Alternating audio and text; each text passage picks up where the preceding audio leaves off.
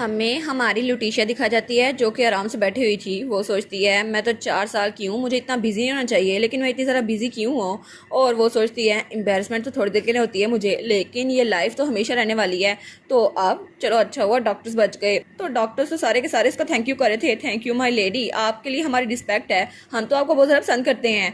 तो वो सोचती है शायद मेरे पास एडिशनल रिवार्ड भी आया था, मैं उसको चेक करती हूँ। और वहाँ पे लिखा था क्या आप एडिशनल रिवार्ड लेना चाहती हैं। वो कहती है हाँ हाँ, इसमें पूछने वाली क्या बात है। और तभी वहाँ पर आया था ठीक है कैलकुलेशन कंप्लीट हो गई है, हर्मेस जैक आपको प्रोवाइड किया जाता है। वो कहती है हर्मेस अब ये कब लाया है। तो तभी वो कहती है मुझे कैसे पता होगा। तो तब वो नोटिफिकेशन पे क्लिक करती है। वो कहती है शायद ये काम कर जाए। और वहाँ पे एक छोटा सा बर्ड था।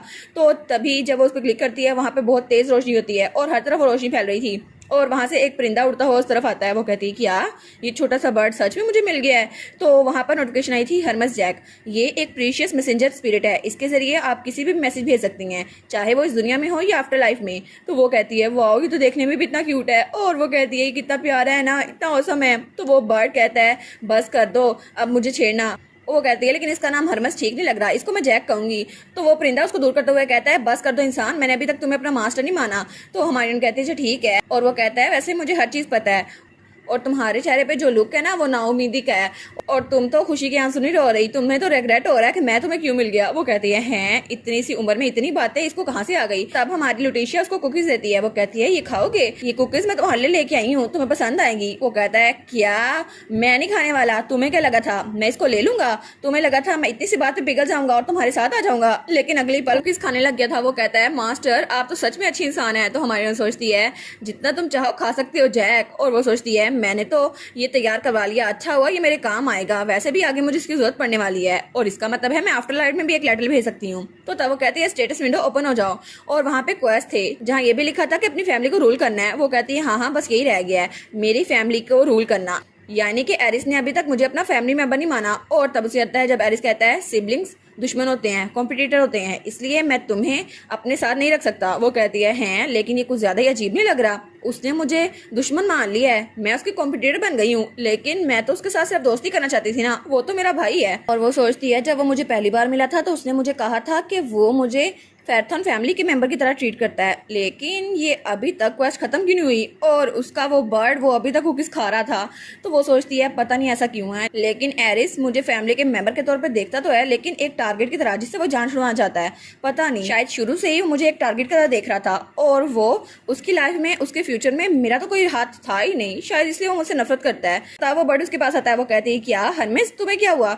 तो वो कहता है अगर आगे से तुम 3 बार मुझसे मिलोगी तो मैं तुम्हें अपना निकनेम चिर्प लेने दूंगा, अब मुझे हरमेस ना कहना। वो कहती है अच्छा ठीक है। तो वो कहता है ऐसा नहीं मैं तुमसे नफरत करता हूँ, ये तो बस ये है कि हम लोग अभी मिले हैं ना। तो हमारी यहाँ सोचती है ये तो मुझे कंफर्ट कर रहा है ना, लेकिन चलो अच्छा ही है। तो वो सोचती है मेरे पास तो कोई फैमिली थी नहीं और ना एरिस के पास कोई नॉर्मल फैमिली है, सबके सब पावरफुल हैं और उसको भी यही लगता है वो अकेला रह जाएगा, और डैड मैं और एक्सियोन एक साइड पर हैं, लेकिन मैं नहीं चाहती कुछ भी बुरा हो। और तभी वहाँ पे एक्सियोन आता है। वो कहता है तुम क्या कर रही हो। तो वो कहती है एक्सियोन तुम आ गए। और एक्सियोन ब्लू कोट में बड़ा प्यारा लग रहा था। तो तब उसका हाथ पकड़ लेती है। वो कहती है यहाँ पे कितनी सारा खूबसूरत चीजें हैं ना, और फैमिली भी कितनी सारा खूबसूरत होती है ना। वो कहता है क्या हो गया अचानक, और तुम्हारे सर पे ये बर्ड क्या कर रहा है। वो कहती है ना हमारी लाइफ और हमारी फैमिली कितनी खूबसूरत है ना। वो कहता है क्या। तो तब उसको चमकता हुआ देखता है। वो कहता है हाँ बिल्कुल, और वो तो ब्लश करने लग गया था, उसके कान भी लाल हो गए थे। वो कहती है तुम्हें तो फैमिली का नाम सुनकर ही थोड़ी शर्म आने लग गई है। तो वो कहता है बस कर दो, मैं तुम्हें जान से मार दूंगा, ऐसे ना किया करो। वो कहती है अच्छा ठीक है तुम तो बड़े क्यूट हो। फिर वो कहता है मोर इम्पोर्टेंटली मैंने सुना था कि तुमने डैड को किसी किस्म का ब्रेड दिया है, आखिर वो क्या चीज थी। तो हमारी अन कहती है ओ नो फिर से वही एम्बेरसमेंट, लेकिन मुझे इसे नहीं बताना चाहिए। वो कहता है कौन सा ब्रेड है, अगर तुम मुझे बताओ तो मैं तुम्हें ला के दे दूंगा। हमारी सोचती है नहीं नहीं मत पूछो मुझसे, मुझे नहीं बताना तुम्हें, लेकिन उसको कुछ नहीं बताती। वो कहता है क्या तुम मुझसे छुपा रही हो या सिर्फ मुझसे छुपा रही हो। तो तब वो कहती है ओ नो इसका एक्सप्रेशन देखकर तो मेरा दिल टूट रहा है, नहीं नहीं मुझे इसे बताना चाहिए। तो तब वो कहती है वो ब्रेड। तो वो कहता है हाँ कौन सा ब्रेड। तो तब अपनी मुट्ठी बंद करती है और कहती है ठीक है ये पहली बार मुश्किल लगता है, मैं इसको बता देती हूँ। और तब वो भी उसको वही निशान बना के रहती है ब्रदर, वो वाला ब्रेड है पपांग, और उसमें ओपांग की तरह बड़े भाई को कहा था उसने। वो कहती है देखा, तो उसका दिल जाके एक्सियोन के लगता है। और तभी उनका महल दिखा रहता है। वो कहती है हैं इसको कुछ फर्क नहीं पड़ा। तभी एक्सियोन ने वो ये तबाह कर दिया था। वो कहता है क्या तुम इतनी क्यूट क्यों हो। और उसके बाद हमें हमारा एरिस दिखा रहता है जो वहाँ हाईवे से गुजरा था, और वो सोचता है जब उसने कहा था तुम नहीं चाहते थे ना कि मुझे किडनैप किया जाए और तुमने उनकी हेल्प नहीं की है ना, ये तुमने की थी। एरिस कहता है नहीं मैंने ऐसा कुछ भी नहीं किया था। वो कहती है लेकिन तुम झूठ बोल रही हो। तो वो कहता है क्यों, मैं झूठ क्यों बोलूंगा, मैं तुम्हें पसंद करता हूँ, चाहे तुम्हें मैं फैमिली का मेंबर नहीं मानता लेकिन तुम भी एक फेराथोनी हो, मैं तुम्हें किडनैप क्यों करवाऊंगा। तो हमारी कहती है तुम फैमिली के हेड बनना चाहते हो ना, तो शायद तुमने इसलिए किया होगा। तो वो उठते हुए कहती है लेकिन खैर है, तुमने मेरी जान बचाई थी और तुमने तो बस एक अचीवमेंट के लिए सब कुछ किया है ना, वैसे भी मैं गलत नहीं हूँ है ना। तो तब वो कहता है हाँ मैं ये भी नहीं कह सकता ये गलत कह रही है, लेकिन फिर भी मुझे लगता है कि वो सॉफ्ट पुडिंग मुझे बेवकूफ़ बनाने की कोशिश कर रही है। तो वो सोचती है तुम तो इसको डिनाई भी नहीं कर रहे और ऐसा लगता है तुम इस बात पर जोर भी नहीं दे रहे कि तुम मुझसे नफरत करते हो, तो इसका मतलब है तुम मुझे लाइक करना स्टार्ट करने वाले हो। तो वो कहता है क्या लाइक करना। वो कहती है हाँ हाँ वैसे भी तुम्हें गिल्टी नहीं होना चाहिए और ना ही मैं गिल्टी हूँ कि हमारे दरमियान ऐसा सब कुछ हुआ, तो अगर तुम मुझसे माफ़ी मांगो तो मैं तुम्हें माफ़ कर दूंगी। वो कहता है क्या माफ़ी मांगू, लेकिन मैं क्यों मांगूंगा। वो कहती है हाँ हाँ तुम माफ़ी मांगोगे ना तो इसके लिए काम करना शुरू कर दो, क्योंकि मैं तुम्हें ऐसे ही माफ़ नहीं करने वाली। तो स्माइल करके कहता है अच्छा ठीक है, तो फिर मैं ट्राई करूंगा कि मेरी प्यारी बहन मुझे माफ़ कर दे। और तब वो दरवाजे पे दस्तक देता है और तभी वो कहती है अंदर आ जाओ। वो दरवाज़ा खुल के अंदर आता है तो हमारी लुटीशिया ब्लू ड्रेस में वहाँ बैठी हुई थी और वो भी ब्लू ड्रेस में बड़ी प्यारी लग रही थी। तो वो कहता है वेल मैंने कहा था हम लोग इकट्ठे काम करेंगे, तो चलो मैं आ गया हूँ। और तब वो वहाँ बैठते हुए कहता है मेरे पास कुछ है जो मैं तुम्हें दिखाना चाहता हूँ। वो कहती है ठीक है तो हम स्टार्ट करते हैं। वो कहती है तुम्हें क्या लगता है कि ट्रेटर कौन हो सकता है। तो एरिस कहता है ये काम तो तुम्हारे पता करने का है, तुम्हें क्या लगता है कौन होगा। वो कहती है लेकिन ये तो तुम पता करोगे ना, तुम ज़रा स्मार्ट हो। तो वो कहता है स्मार्ट मैं, लेकिन पहली बार तुमने मुझे स्मार्ट बोला है। और फिर वो कहता है मैं तो यहाँ तुम्हें सपोर्ट करने के लिए आया हूँ, काम तो तुम्हें करना पड़ेगा ना। वो कहती है नहीं नहीं तुम तो बहुत ज़्यादा स्मार्ट हो ना, सारा काम तुम ही करोगे और सारा का सारा हिस्सा वो तुम्हारी तरफ ही आएगा। तो तभी वो नंबर चेंज होता है और वो -439 हो गया था। वो कहता है सच में, लेकिन अब तुम करने क्या वाली हो। वो कहती है ना लाइकेबिलिटी स्कोर कम हो गया है, अच्छा हुआ ये तो मेरे लिए सिंपल ही है। वो कहती है सबसे पहले मैं तुम्हें बताऊंगी कि वहाँ पर आया क्यों था और सब कुछ सोल्व हो जाएगा। वो कहता है अच्छा एक्सप्लेन करो मुझे। हमारे सोचती है ये ज़रूरी तो नहीं है इसको एक्सप्लेन करूँ, लेकिन चलो इसकी सेटिस्फेक्शन के लिए कर ही देती हूँ मैं। तो वो कहती है फेरथॉन फैमिली हर साल मेरे खर्चे के लिए वहाँ पर कुछ रकम भेजती थी और उसका हिसाब किताब रखा जाता था, लेकिन जो रिपोर्ट यहाँ पर आती थी वो बिल्कुल परफेक्ट थी, हालांकि मैंने कुछ भी खर्च नहीं किया। वो कहता तुम्हें लगता है कि हिस्ट्री में कुछ गड़बड़ हुई होगी है ना, फैमिली हिस्ट्री में किसी ने कुछ खराबी की होगी, उसमें अदल बदल की होगी। वो कहती है हाँ हाँ बिल्कुल ऐसा ही था और कुछ ऑफिशियल्स वो ट्रेडर नहीं है, लेकिन जो लोग वहाँ आए थे उन्होंने ये सारा कुछ किया है, मुझे लगता है उनमें से कोई होगा, इसलिए मुझे पिछले 3 सालों के ऑडिटर्स की लिस्ट चाहिए। वो कहती है और उन ऑडिटर्स की वजह से मैं ट्रैंको को इन्वेस्टिगेट कर सकती हूँ। वो कहता है हाँ ठीक है ये तुम ठीक कह रही हो। वो कहती है सच में, तो फिर मुझे शाबाशी दो ना, लेकिन वो कुछ नहीं बोलता। तो वो कहती है अच्छा ठीक है तो मुझे बताओ ना वो लिस्ट कहाँ पर है। और फिर वो कहती है अच्छा ठीक है तुम्हें मैं आगे बताती हूँ। जब मैं ट्रैंका के हाथ थी ना तब मुझे लगा था कि मुझे बिल्कुल छोड़ दिया गया, अबंडन कर दिया गया है, और मैं हर रोज दुआ किया करती थी कि कोई मेरे पास आए और कोई तो मेरी फैमिली हो, कोई तो मेरा नाम ले। और तब तो मुझे मेरा नाम भी नहीं पता था और मुझे लगा था हर कोई मुझे भूल गया है और सब ने मुझे छोड़ दिया है, लेकिन तब मेरी सिर्फ एक विश थी कोई तो मेरे पास आए। और तब वो ऑडिटर आया था और मेरे क्लैन ने कहा वो मुझे भूल चुके हैं और वो मुझ पर नजर रख रहे हैं, लेकिन किसी को भी फर्क नहीं पड़ता मैं चाहे जीऊँ या मरूं। और मुझे बस ये याद है कि उनकी आंखें बिल्कुल ब्लैंक थी, लेकिन पता नहीं क्यों, शायद इस वजह से क्योंकि मैं ये समझती रही थी कि मुझे अबंडन कर दिया गया है। तो एरिस कहता है क्या उस बास्टर्ड ने तुमसे कुछ कहा। तो हमारी कहती है क्या बास्टर्ड, मैंने कुछ गलत तो नहीं सुन लिया। वो कहती है नहीं नहीं ऐसा तो कुछ नहीं है। तो वो कहता है उन्होंने कहा होगा कि तुम अबंडन हो गई हो, तुम्हें यही लगा था। वो कहती है हाँ मुझे यही लगा था।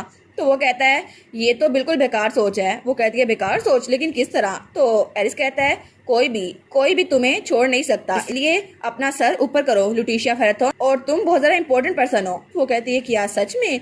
तो वो कहती है क्या कोई भी नहीं छोड़ सकता। वो कहता है हाँ बिल्कुल, फेरथॉन फैमिली में कोई तुझे छोड़ नहीं सकता सिवाय मेरे, मैं तुम्हें बटन कर सकता हूँ। और उसकी एफिनिटी कम हो गई थी -444। वो कहती है वाह सच में, ये चाहता है कि मैं इसकी बात पे यकीन कर लूं। और वो कहती है ये नंबर 444 इसका मतलब तो कोरियन में लव यू है ना, सारंग। तो वो कहता है क्या चीज। तो वो कहती है मेरा भाई मुझे बहुत ज्यादा प्यार करता है। वो कहता है क्या मतलब क्या प्यार करता हूँ, अब स्टोरी को कंटिन्यू रखो। और उसके कान भी लाल हो रहे थे। तो वो कहती है चाइल्ड सपोर्ट के लिए बहुत ज्यादा रकम आया करती थी, लेकिन मेरे अंकल ट्रैंका वो उसकी वजह से रिश्वत दिया करते थे और आधी रकम वो खुद रखते थे और थोड़ी सी रकम रिश्वत के लिए दिया करते थे, तो इसकी वजह से हमारे पास कोई ना कोई सबूत तो होगा ना। और वो मुझे बातें सुनाया करते थे कि मेरी मॉम किसी और के साथ थी इसलिए मैं एलिजिबल चाइल्ड हूँ, लेकिन इसकी वजह से मुझे लगता था कि मैं सच में बटन कर दी गई हूँ।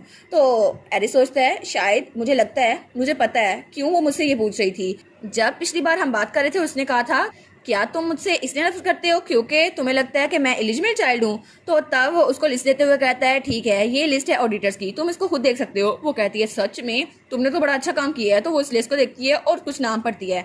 वो कहती है ये 3 नाम, मुझे लगता है कि इन तीनों में से कोई होगा और इनका सुपरवाइजर भी हो सकता है। वो कहता है सच में, लेकिन तुम्हें कैसे पता चला ये छोटी सी लिस्ट देकर?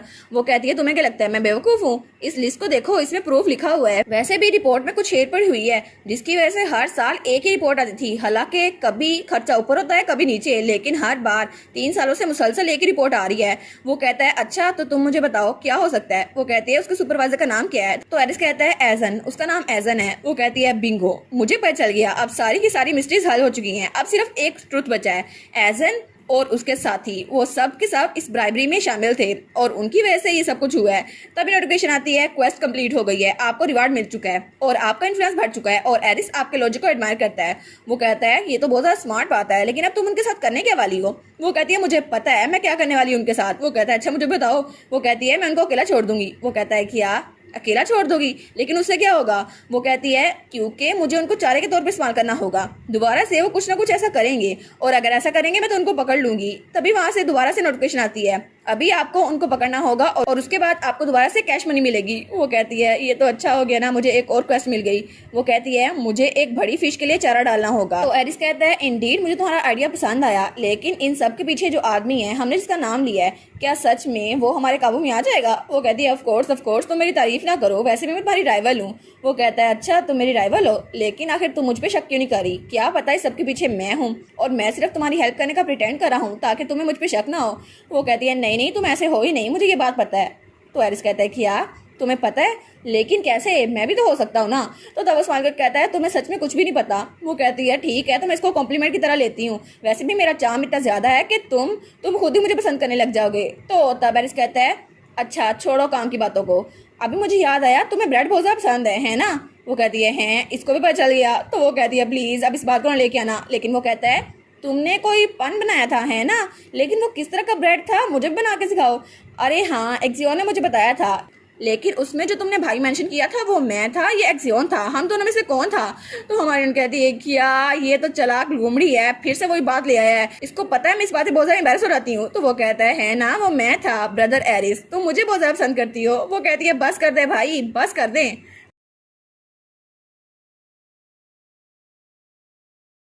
और इसी के साथ ये वाला पार्ट यहीं पर ख़त्म। तो आप लोग बताइएगा आप लोग को ये पार्ट कैसा लगा और वीडियो को लाइक और चैनल को सब्सक्राइब लाजमी कीजिएगा। बाकी वीडियोस का लिंक भी स्क्रीन पर नज़र आ रहा होगा तो काइंडली उनको भी चेकआउट कर ले। और thank you so much for watching my videos. Stay safe, bye bye.